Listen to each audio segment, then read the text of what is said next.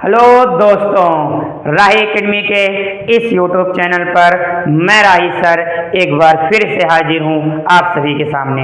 दोस्तों, आज के इस टॉपिक में हम अध्ययन करने वाले हैं किसके बारे में। पहले इसकी जानकारी आपको देते हैं। जैसे कि आपने थंबनेल तो देख ही ली होगी, यहाँ पे आप देख ही रहे होंगे, आपको मोटी मोटी जानकारी देते हैं। आज का यह वीडियो आपके लिए बहुत इम्पॉर्टेंट होने वाला है। दोस्तों, आज के इस वीडियो में हम लोग फिजिक्स फर्स्ट के चैप्टर फर्स्ट के मोस्ट इम्पॉर्टेंट बिंदुओं को यहाँ पर देखेंगे। हम एक तरफ न्यूमेरिकल फंक्शंस को देखेंगे, जो आप न्यूमेरिकल करते वक्त कुछ डाटा कुछ वैल्यू को आप याद करते हैं तो महत्वपूर्ण आंकिक मानों की श्रृंखला हमने इस तरफ बनाई है। और आप देख सकते हैं कि महत्वपूर्ण सूत्रों की श्रृंखला हमने इस तरफ बनाई है। ज़्यादा टाइम आपका ना जाया हो, इसलिए हमने यहाँ पहले से ही तैयार करके रखा हुआ है।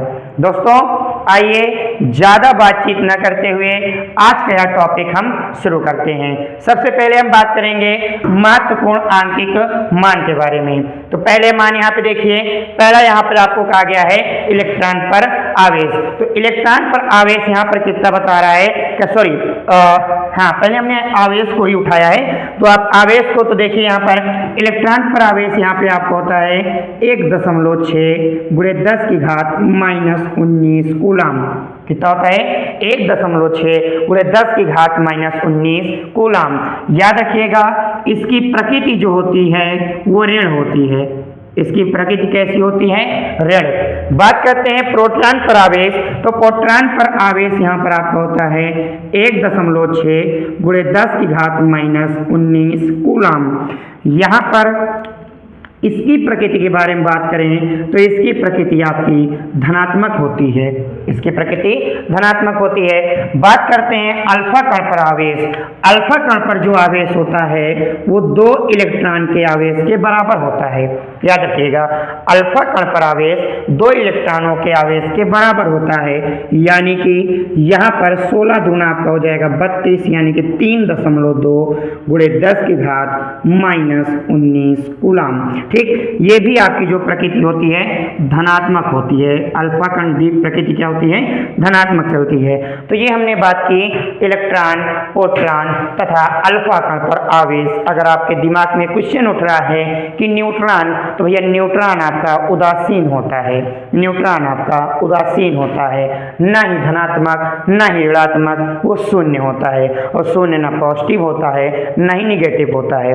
आगे चलते हैं, हमने आवेश वाले बिंदुओं को यहाँ पर देखा। उसके बाद यहाँ पे बात हुई है द्रव्यमान के बारे में।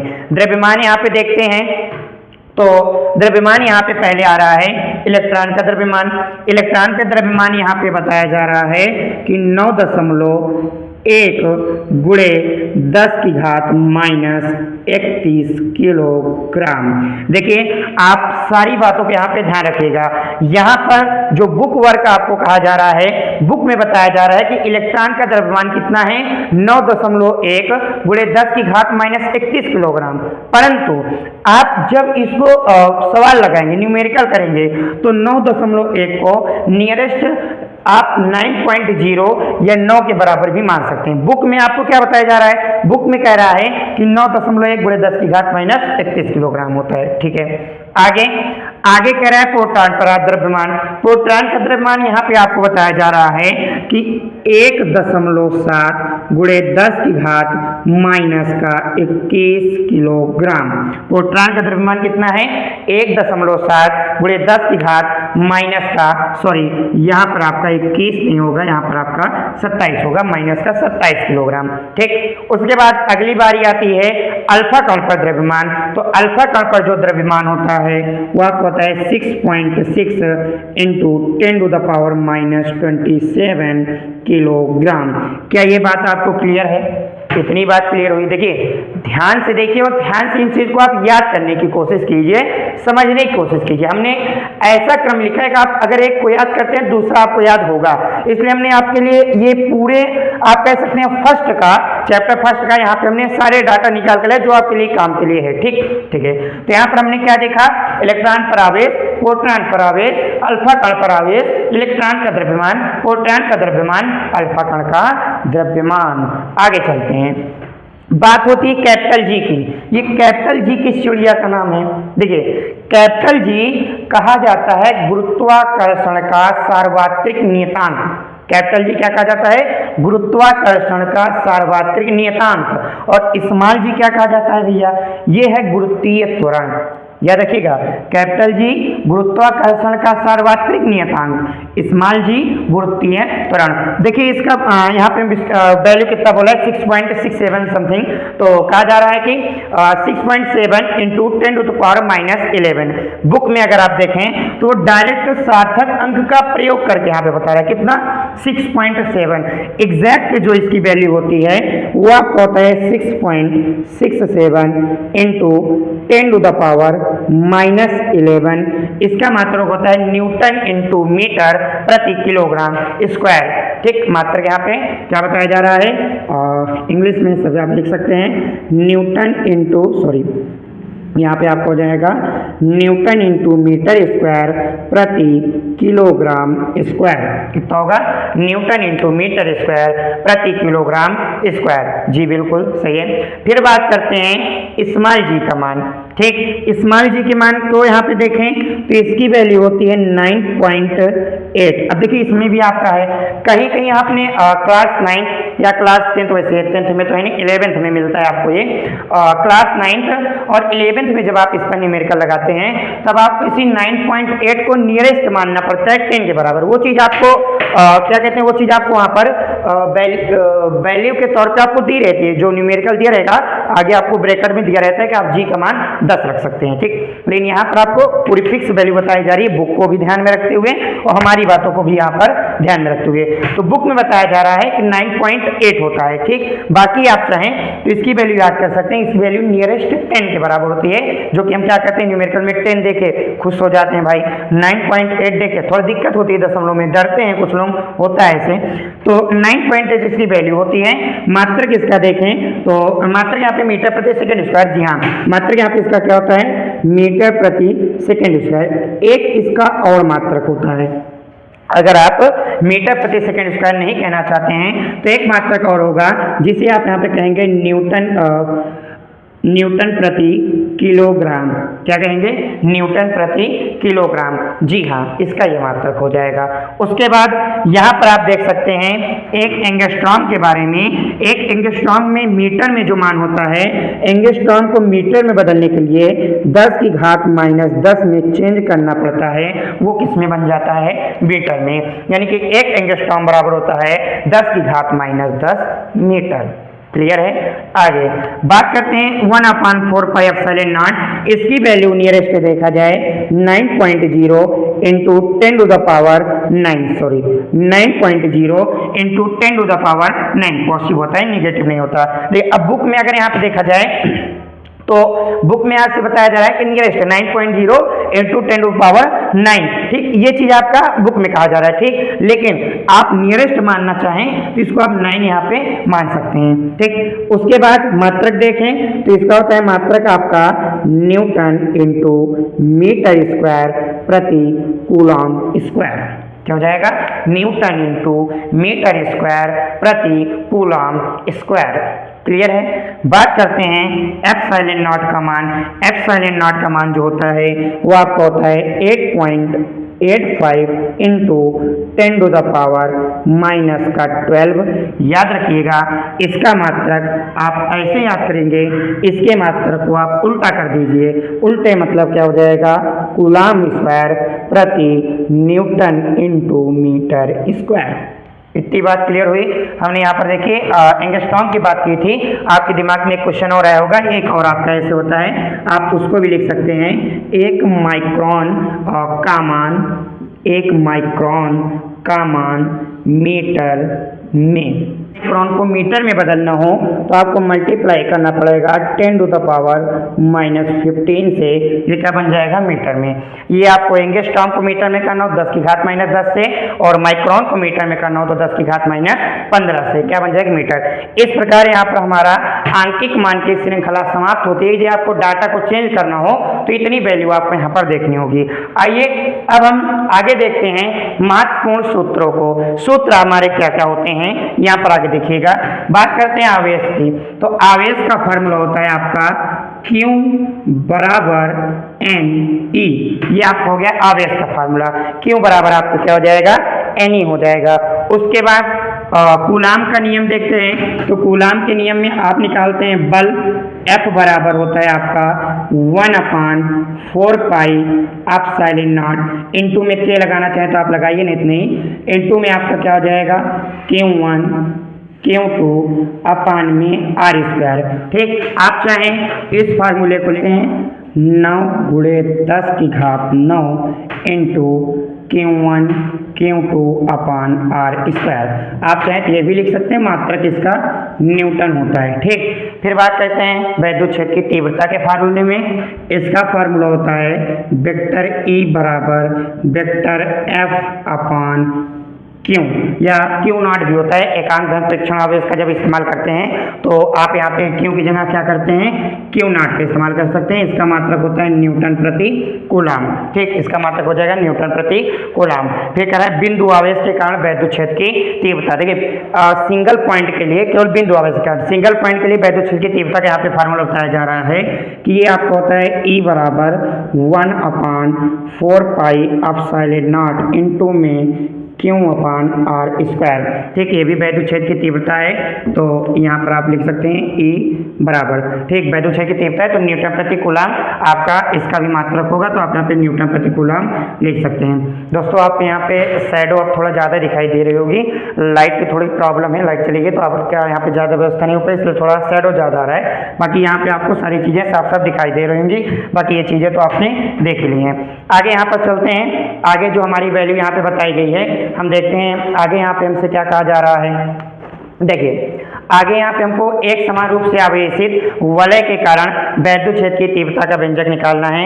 एक समान रूप से आवेशित वलय के कारण वैद्युत क्षेत्र की तीव्रता। ठीक, इसका फार्मूला हम यहाँ पे देखते हैं, ये हमारा हो जाता है E बराबर 1/4 पाई एप्सिलॉन नॉट इंटू में Qx upon A square plus x square का होल पावर 3/2।